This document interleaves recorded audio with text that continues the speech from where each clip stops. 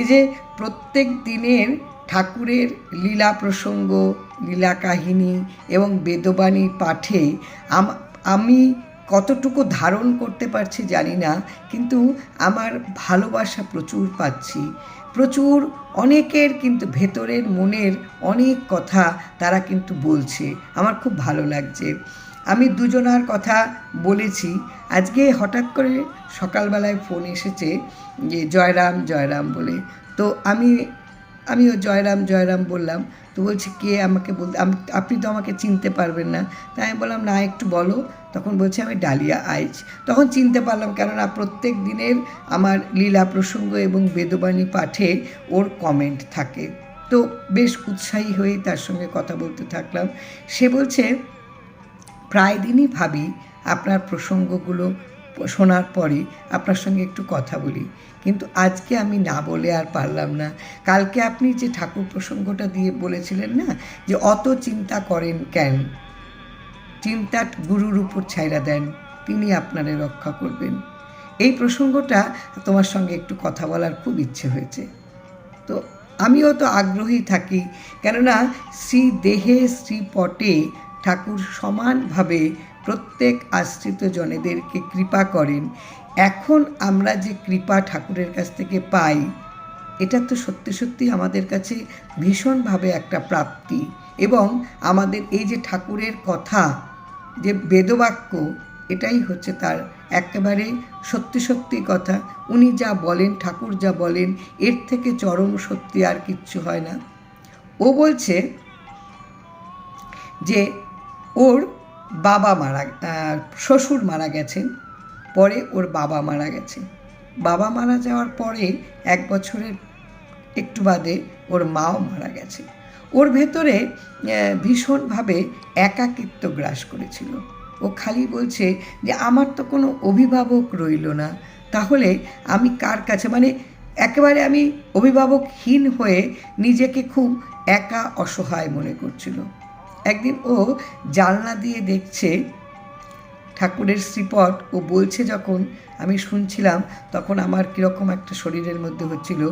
জানলার দিয়ে দেখছে ঠাকুরের শ্রীপট হাওয়ায় ঝুলছে, আর ঠাকুরের যে গায়ে উত্তরীয়টা থাকছে, সেই হাওয়ায় উত্তরীয়টা ঝুলছে।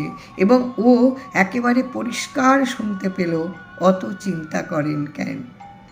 এই যে আমি এই প্রসঙ্গটা বলাতে ও আমাকে আর না বলে পারল না, যে ও কীরকমভাবে ঠাকুরের কৃপা পেয়েছে। ঠাকুর কিন্তু ওকে জানিয়ে দিলেন যে তুমি তো একা নও, যার গুরু সত্যনারায়ণ সে তো কখনো একা নয়, সে তো আসল জনের কাছে রয়েছে। তিনি সব সময় কৃপা করে দেখে আগলে রাখেন। এবং ও বলছে যে বিশ্বাস করো, আমার চিন্তা কোথায় চলে গেল।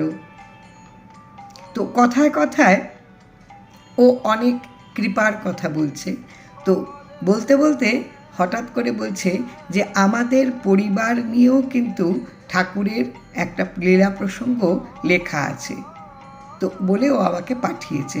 আমি দেখলাম এই প্রসঙ্গটা আমি লীলা প্রসঙ্গে বলেছি। ওই সুরেশ মজুমদার আর সতীশ মজুমদার, তার বাড়িতে ঠাকুর ভীষণ আসতেন এবং বাড়ির প্রত্যেকেই ঠাকুরকে ভগবান জ্ঞানে পুজো করতেন। সুরেশ মজুমদার, যিনি ঠাকুরকে বিশ্বাস করেননি, ঠাকুরের সঙ্গে খারাপ ব্যবহার করেছিলেন, যার প্রতি ঠাকুর রুষ্ট হয়েছিলেন, মারা যাওয়ার আগ পর্যন্ত ঠাকুর তাকে ক্ষমা করতে পারেননি। এই সুরেশ মজুমদারের যে দাদা সতীশ মজুমদার, এই সতীশ মজুমদারের নাতি হচ্ছে এই ডালিয়া আইচের বাবা যোগেশ মজুমদার। ভালো লাগলো শুনে। ডালিয়া আইচ বলছে যে সতীশ মজুমদারের দিকে আমার বাবার দাদু হচ্ছে সতীশ মজুমদার। তো ওরা তো কৃপাধন্য পরিবার, ঠাকুর ওদের বাড়িতে গেছেন, ঠাকুর কৃপা করেছেন। তো ও বলছে জানো, তুমি আরেকটা প্রসঙ্গ বলেছিলে যে ঠাকুর কৃপা না করলে নাম পাওয়া যায় না, তার প্রমাণ কিন্তু আমি পেয়েছি। তো ওর বিয়ে হওয়ার পর ওর স্বপ্নে ঠাকুরের কাছে নাম পেয়েছিল, এবং নাম পেয়ে ও ওর কাকিমাকে বলেছিল, কাকিমা না ঠাকুমা বলল, তাকে বলেছিল যে আমাকে স্বপ্নে ঠাকুর একটা নাম দিয়েছে। তো ওর কাকিমা ওকে বলেছে, দেখি কি নাম তোকে দিয়েছিল, তুই মাটিতেই করতো। ও মাটিতে শুধু একটা আকর দিয়েছিল, তাতেই ওর ঠাকুমা বা কাকিমা, যা হোক, আমি একটু ভুল হচ্ছে, যে হোক, ডালিয়া তুমি ঠিক করে শুধরে দিও। তো সে সঙ্গে সঙ্গে সেই মাটিটাকে একেবারে পুরো নেড়ে ঘেটে একদম খুঁড়ে খুঁড়ে পুরো ওই জায়গাটাকে একদম উলটপালট করে দিলেন, দিয়ে সঙ্গে সঙ্গে আশ্রমে এলেন। এবং তখন ভবতোষ বন্দ্যোপাধ্যায় ছিলেন, তখন চতুর্থ মহন্ত মহারাজ। উনি তখন এই নামটা শুনলেন, যেটা ও স্বপ্নে পেয়েছে, এবং উনিও বেশ মানে বললেন যে হ্যাঁ ঠিকই তো, এটা নাম পাওয়া হয়েছে। এবার এই নাম পাওয়ার পরে ওর যখন বিয়ে হয়, বিয়ের পরে ছেলেপুলে হয়েছে, ও খালি ভাবছে যে 2 ছেলে এবং স্বামী, এদেরকেও যাতে যেন নামটা আমি দেওয়াতে পারি। ও মনে মনে এটা খুব আকাঙ্ক্ষা করেছে, কিন্তু প্রত্যেকে বলল ছেলেরা ছোট, ছেলেরা নামটা কি মনে রাখতে পারবে? তো ও বলেছে সব যারা মনে রাখতে পারে সব কিছুই তো মনে রাখতে পারে, তাহলে নামটাও মনে রাখতে পারবে। কিন্তু তবুও বাড়ির কেউ খুব একটা অনুমতি দেয়নি, আর ওর বর তো একেবারেই নাম নেবে না, একেবারেই অনাগ্রহী। যাই হোক, এবার ওর বাবা মারা যাওয়ার পরে প্রায় 6-7 মাস বাদে ওর মা বলছেন যে জানিস তো, আমি না ঠাকুরের নামটা ভুলে গেছি।